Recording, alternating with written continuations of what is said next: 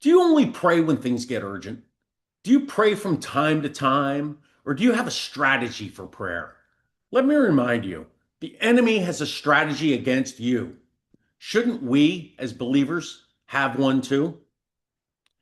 Ephesians 6:12 says, "For we do not wrestle against flesh and blood, but against principalities, against powers, against the rulers of the darkness of this age, against spiritual hosts of wickedness in the heavenly places."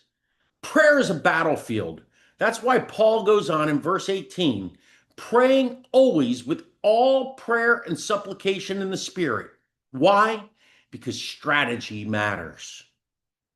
Prayer covers every area of life. Philippians 4 and 6 says, "Be anxious for nothing, but in everything by prayer and supplication, with thanksgiving, let your requests be made known to God."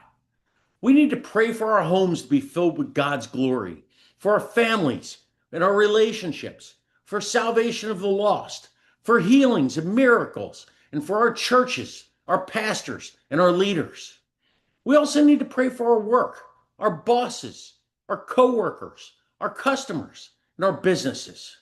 And above all, we must pray for our own spiritual lives, that we stay filled with the Holy Spirit to live and please God daily. Again, what does it say in Philippians 4:6? In everything in prayer and supplication, with thanksgiving, make your requests known to God. It says in everything, all things, everything. So what do you need to do? You need to create a prayer strategy. Well, how do we do this? Well, first of all, schedule daily times of prayer. Don't just pray haphazardly here and there. You should be praying all the time, yes, but have a designated time for prayer. When you start, begin with praise and thanksgiving. Thank the Lord for the new blessings He's given you each day.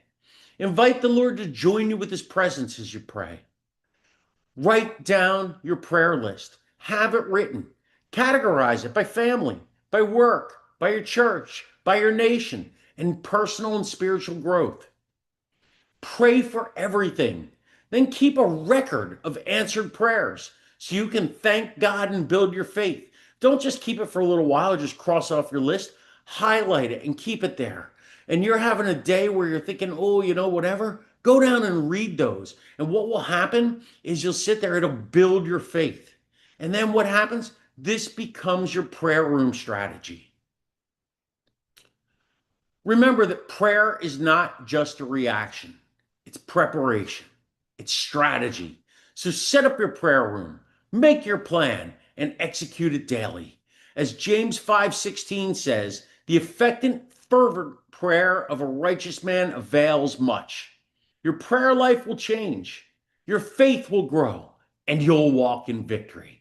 So get praying, Chris.